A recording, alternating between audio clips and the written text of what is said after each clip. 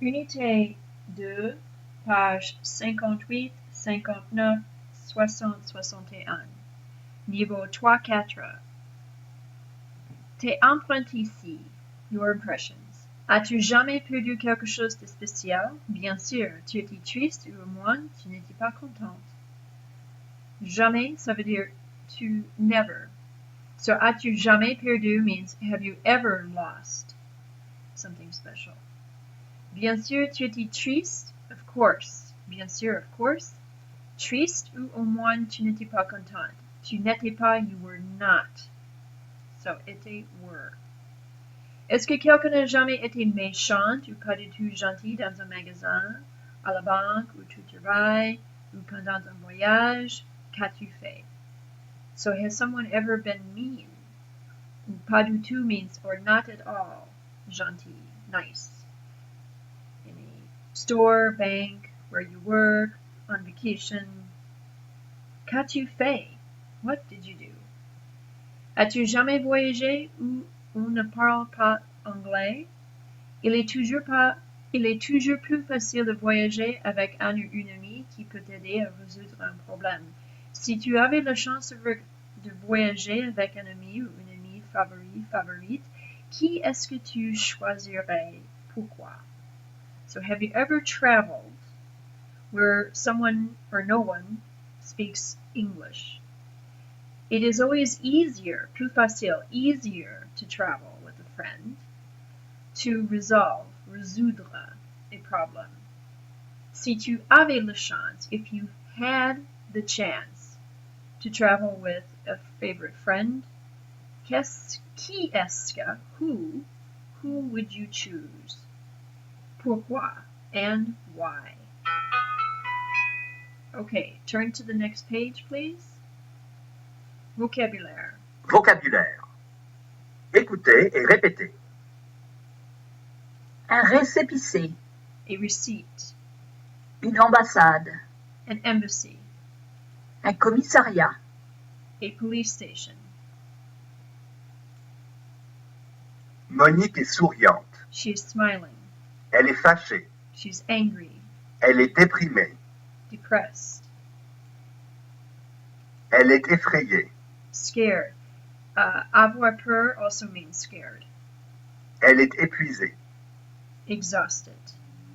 Turn to the next page.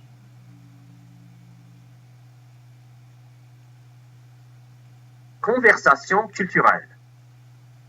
Écoutez le dialogue. Suzanne entre dans sa chambre d'hôtel à Paris.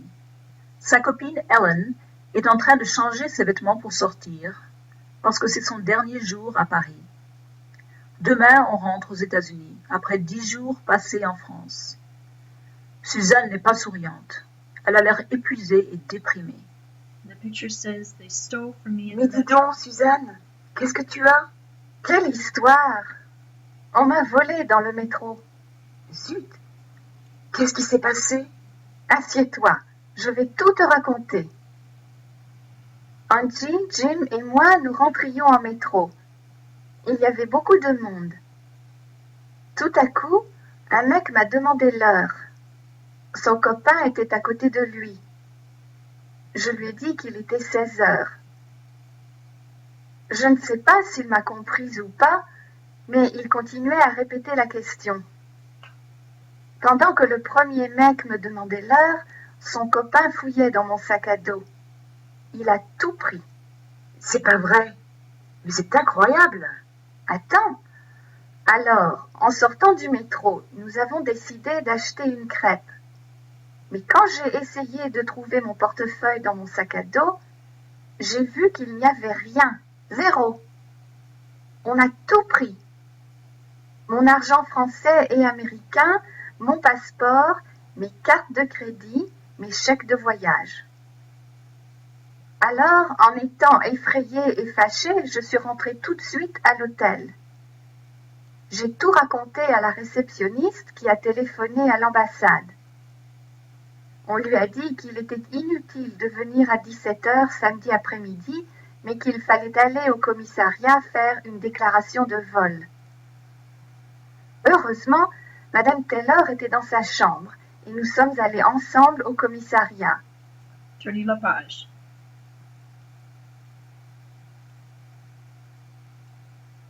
J'étais contente d'avoir la prof avec moi. Nous y sommes entrés et Madame Taylor est allée au comptoir pour tout expliquer à l'agent de police. Après quelques minutes, un autre agent de police est arrivé. Il nous a invités à venir nous asseoir dans son petit bureau. Il posait beaucoup de questions. Mon nom, mon adresse, mon anniversaire. L'agent de police m'a aussi demandé comment étaient les deux mecs, leur taille, leur âge et s'ils parlaient avec un accent. Cet agent de police était exigeant, tu vois. Alors j'ai répondu qu'ils étaient un peu moches, de taille plutôt petite que grande, qu'ils avaient les cheveux noirs et les yeux marrons, qu'ils n'avaient pas de barbe et qu'ils ne portaient pas de lunettes. Oh, et ils étaient bien habillés. Le mec qui m'a parlé avait au moins 15 ans. Son français était facile à comprendre. Enfin, l'agent nous a dit qu'on chercherait mes documents et qu'il fallait montrer le récépissé à l'immigration aux États-Unis. L'agent de police était accueillant et rassurant, et je me sentais un peu mieux.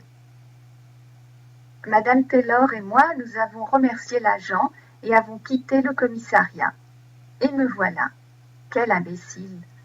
Je ne faisais pas attention dans le métro. Pauvre Suzanne. Je t'offre quelque chose à boire. Tu veux? Oui, s'il te plaît. Tu sais, je vais devoir tout expliquer 2 ou 3 fois à l'aéroport. C'est si fatigant. Ne t'inquiète pas.